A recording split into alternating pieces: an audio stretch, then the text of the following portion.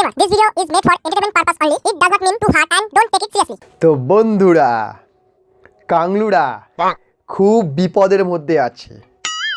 তাদের সামনে বিশাল বড় বিপদ। বিপদটা কি সেটা জানার জন্য ভিডিওটা কমপ্লিট দেখুন।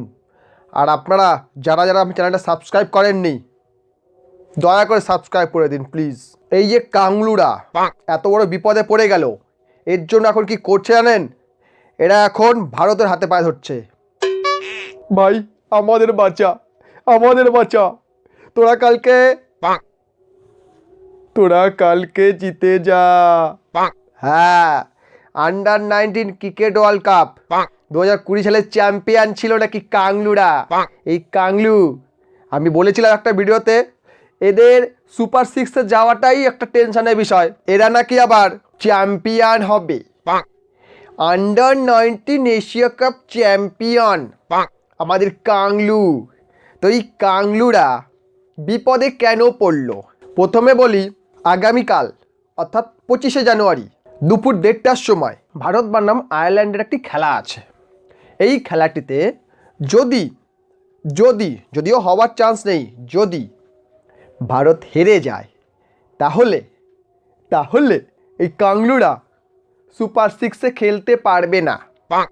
কারণ এটা দেখুন, এটা হচ্ছে পয়েন্ট টেবিল।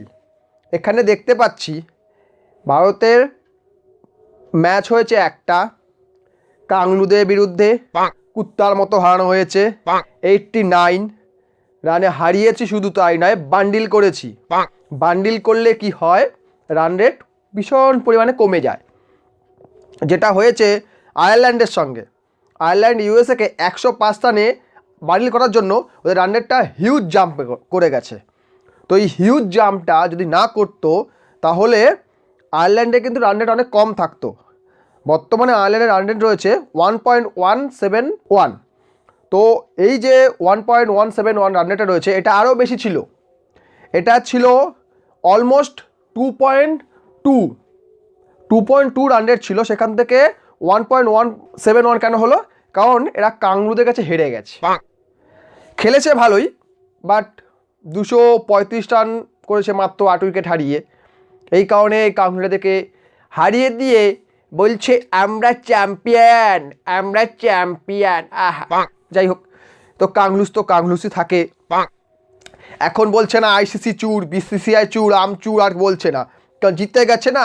যেমনই হোক না কেন আমরা যোগ্যতাতে জিতেছি, আর ভারত জিতলেই চিটিং করে জিতেছে। যাই হোক, এখন কথা হচ্ছে যে বাংলাদেশের বিপদটা কেন? বিপদ হচ্ছে এই কারণে তাদের রান রেট রয়েছে মাইনাস।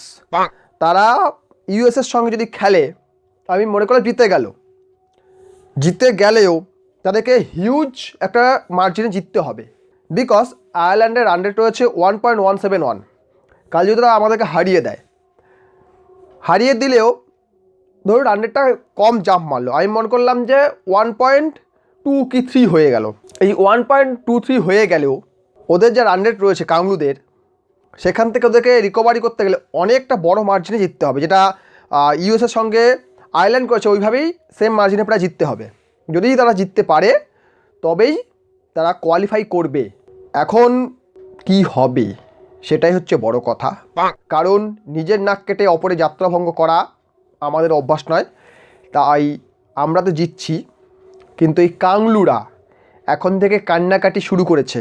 তো যাই হোক, দেখা যাক কী হয় কালকে। কাংলুদের আশা কি বেঁচে থাকে না সুপ্ত হয়ে যায়, সেটাই এখন কথা। কারণ সুপার সিক্সে যেতে তো হবেই। সুপার সিক্স মানে টপ 2-এ ঢুকতে হবে। আর টপ 2-এ ঢুকতে না পারলে কাংলুদের নাকি প্রেস্টিজ চলে যাবে। তো প্রেস্টিজ তো নাই, তাহলে কিন্তু প্রেস্টিজ যাইবে কি জানি। ফাটা প্লাস্টিকের আবার প্রেস্টিজ থাকে, কাংলুদের আবার প্রেস্টিজ থাকে। দেখা যাক কি হয় কালকের ম্যাচে। এরপরে কি হয়, কাংলুদের কী অবস্থা হলো সেই নিয়ে একটা ভিডিও বানাবো। ভিডিও ভালো লাইক করুন, কমেন্ট করুন, শেয়ার করুন, আর চ্যানেল নতুন হলে সাবস্ক্রাইব অবশ্যই করুন।